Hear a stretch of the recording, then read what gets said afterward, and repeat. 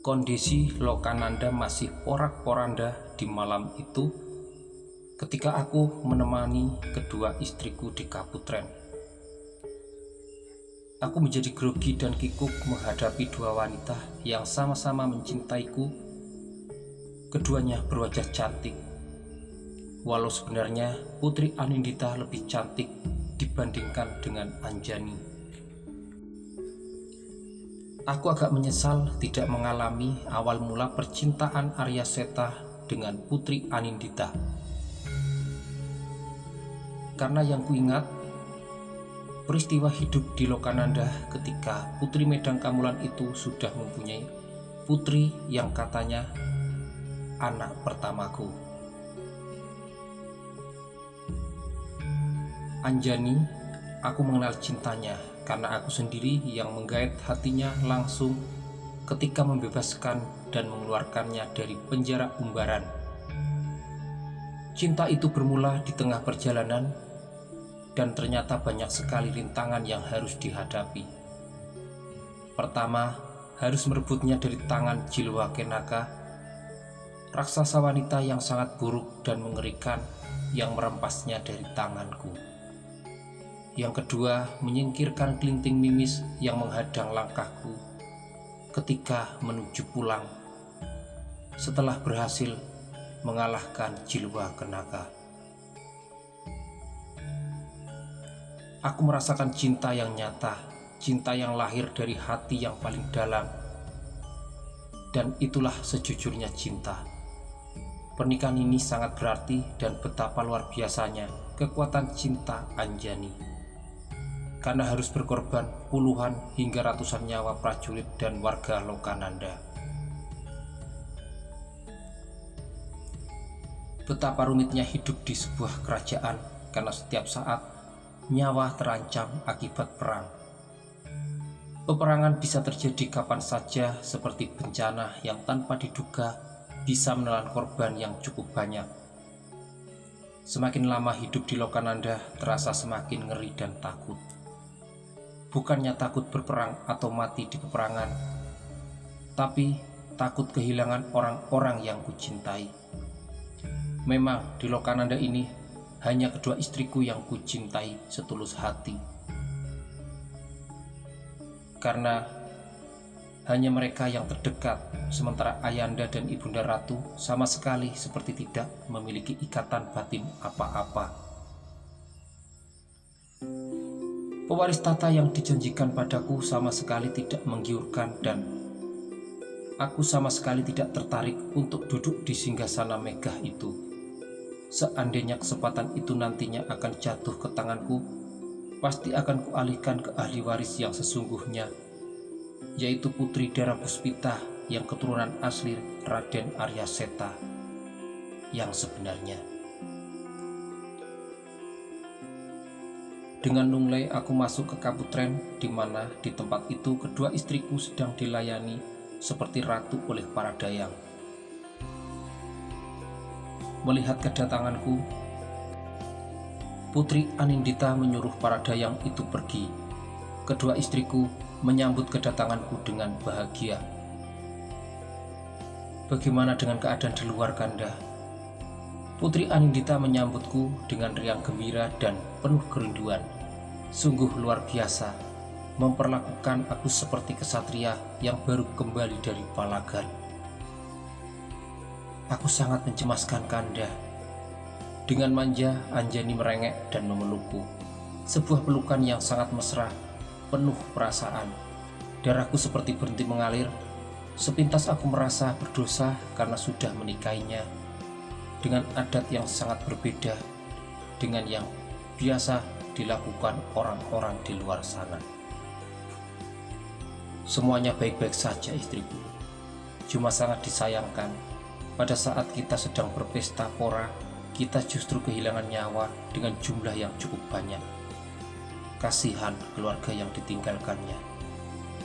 Aku mengelus dada mengenang pertempuran tadi siang. Sudahlah Dinda, semuanya sudah terjadi dan kita tidak boleh menyesalinya. Mungkin memang seperti itu garis dewata yang agung. Kita harus bersyukur karena di antara kita masih diberi keselamatan. Aku kembali padamu, Dinda. Aku dengan bangga dan senang hati memeluk keduanya. Di kamar pengantin itu aku merebahkan tubuh sementara kedua istriku berlomba mencari perhatian dengan memijiti kaki dan tubuhku.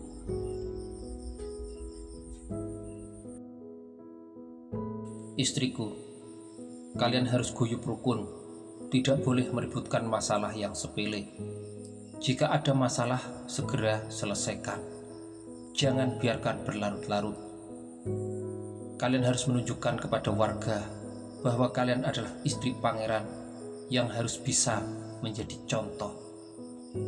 Aku menasihati kedua istriku yang nampak mengangguk-anggukkan kepalanya sebagai isyarat tanda setuju. Baiklah Kanda, ini adalah kamar pengantin.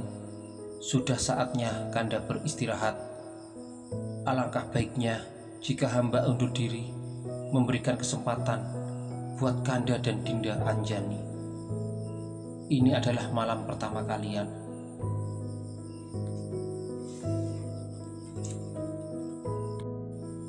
Hamba mohon diri, Kanda. Putri Anindita menghaturkan sembah lalu turun dari ranjang pengantin. Sebelum berlalu aku memanggilnya. Dinda. Aku memandangnya dengan iba dan kasihan. Aku dapat merasakan seperti apa sebenarnya perasaannya, tentu sakit dan cemburu. Tidak apa-apa Kanda. Sekarang Kanda beristri dua, maka Kanda harus bisa membagi waktu. Hamba ikhlas Kanda. Putri Anindita membalikan badannya lalu melangkah meninggalkan kamar pengantin yang dipenuhi bunga-bunga indah. Aku membayangkan seandainya ini pernikahanku di kota, tentu malam ini aku banyak sekali menerima kado. Ini adalah momen penting yang harus diabadikan. Sudah barang tentu ayah dan ibu menyewa tukang syuting untuk mengabadikan acara sakral ini. Dengan malu-malu, Anjani tetap memijit kakiku. Aku juga gemetar untuk memulai membuka momen paling berharga ini. Malam ini adalah malam pertamaku dengan Anjani. Aku benar-benar menjadi pengantin. Inilah event paling bersejarah dalam hidupku. Walaupun Anjani istri kedua, tapi bagiku dia yang pertama karena aku sama sekali tidak pernah merasakan menikah dengan Putri Anindita. Tanpa suara dan isyarat, kidung malam dan kesunyian yang mencekam, suara satwa yang bersahutan menggerakkan hasratku untuk segera menuntunnya ke alam mimpinan sahdu, alam nirwana yang tiada duanya. Indahnya rembulan tidak dapat terbayangkan lagi, selain wajah cantik yang mempesona di depanku, pasrah dengan segala kesucian hatinya. Akhirnya, bahasa batin yang mengisyaratkan masing-masing untuk memulai mendaki ke puncak yang paling tinggi.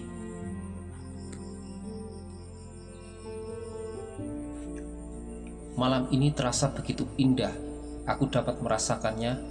Namun di lain sisi aku juga memikirkan Putri Anindita yang tentunya akan resah dan dipenuhi dengan kebimbangan. Ia merelakan aku menikah lagi, tapi hati kecilku selalu berkata, apa yang kulakukan akan sangat melukai hatinya. Aku memang bangsawan dan putra seorang penguasa Lokananda, tapi semua itu hanyalah palsu dan anggapan mereka saja, karena sampai saat ini pun aku masih bimbang dan ragu. Bagaimana mungkin aku bisa hidup di dua tempat yang sangat berbeda? Aku menjadi Arya Seta di zaman modern, dan saat ini aku menjadi Arya Seta di zaman yang kuno. Aku merasa lelah memikirkan semua itu di setiap saat.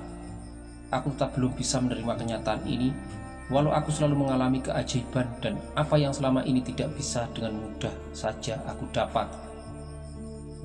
Seperti berkelahi, saat ini aku seperti seorang pendekar yang dengan tega membunuh. Padahal selama ini Jiwaku lembut dan memiliki jiwa sosial yang tinggi. Ajian Pancasona dengan mudah kumiliki tanpa melakukan tapa brata dan prihatin.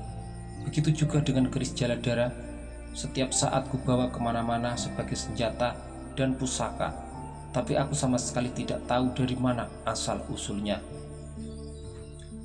Menurut cerita Putri Andita, ajian Pancasona ku dapat ketika itu aku melakukan tapa brata di lereng Gunung Rogo Jembangan. Aku melakukan tapa brata pada saat Putri Andita mengandung, bahkan putri pertama lahir, aku sama sekali tidak tahu Resi Subali yang berwujud kera yang memberikan ajian itu. Tentang keris Jaladara, Resi Birowo pernah bercerita padaku, pada waktu itu Arya Seta Kumara masih sangat muda. Ia dikirim oleh Prabu Maesa Tirta ke Padepokan Guntur Seketi, diserahkan kepada Begawan Durbuseka untuk digulawentah menjadi kesatria sejati. Bertahun-tahun Arya Seta berguru di Padepokan itu hingga pada akhirnya diberi pusaka yang bernama keris Wasi Jaladara. Riwayat keris itu konon adalah peninggalan leluhurnya. Hanya itu yang ku tahu tentang riwayat keris Jaladara yang sangat ampuh. Tentang siapa pembuatnya, aku sama sekali tidak tahu. Aku sebenarnya sangat tersisa dengan hidup yang sama sekali tidak ku mengerti ini. Di saat sendiri menyepi seperti ini, aku teringat akan siapa sebenarnya aku dan dari mana sebenarnya terlahir. Tapi di saat berkumpul dengan orang-orang, aku terbawa oleh mereka dan bisa menguasai keadaan.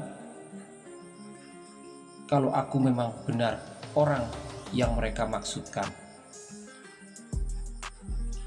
Setiap malam aku berdoa kepada Tuhan yang menciptakan bumi beserta isinya agar secepatnya diberi jalan pulang.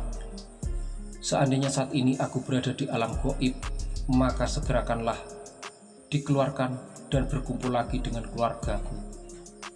Aku sangat yakin keluargaku pasti terpukul dengan kenyataan ini. Kulihat Anjani sudah tertidur lelap karena kelelahan. Aku menyelimutinya dengan kain sutra agar tidak kedinginan, sementara aku sama sekali tidak merasakan kantuk.